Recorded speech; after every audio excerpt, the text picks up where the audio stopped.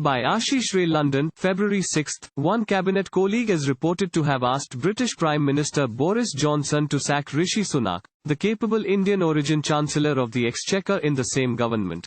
Two other ministers are said to have warned the Premier the Sunak is on manoeuvres for leadership of the ruling Conservative Party. Both revelations were carried prominently by the independent newspaper published out of London. Meanwhile, The Observer, a Sunday paper, he'd lain Nushdi. Johnson's removal is now inevitable, warns loyalist. Sir Charles Walker said in an interview, "It is an inevitable tragedy.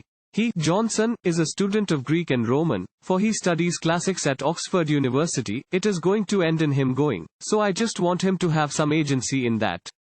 Earlier in the week, he told Channel 4 News he would be stepping down as MP. He added, "It is just not going to get better."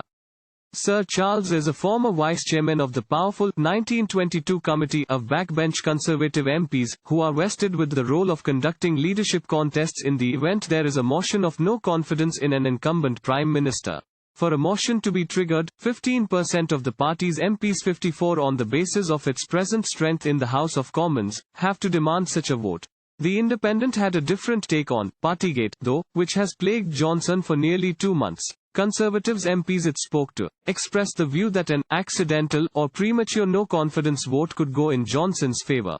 This means MPs are hesitant to bring him down before London's Metropolitan Police's investigation into whether COVID-19 lockdown laws were broken by the 12 parties at the Prime Minister's office cum residence at 10 Downing Street is complete.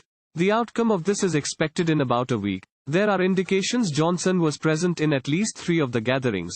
Under Conservative Party rules, a leadership contest cannot take place more than once a year.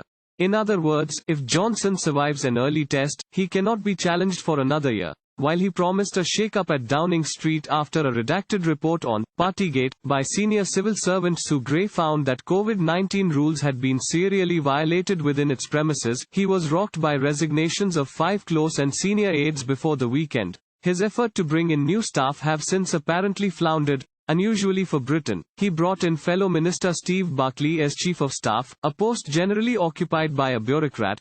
This gave the impression civil servants are not keen to take up positions at the centre of political power as they possibly think Johnson's future is uncertain. He also appointed a former BBC journalist Gutto Harry as Director of Communications. Harry worked with him in the same capacity when he was Mayor of London. In between, this Welshman has been a critic of Johnson, once warning publicly he would be a divisive Prime Minister. Information filtering out of Downing Street over the weekend spoke of Johnson adopting a bunker mentality. Insiders were quoted as saying he had become unpredictable and erratic. Thank you for watching. Please subscribe to channel and click on bell for more daily videos.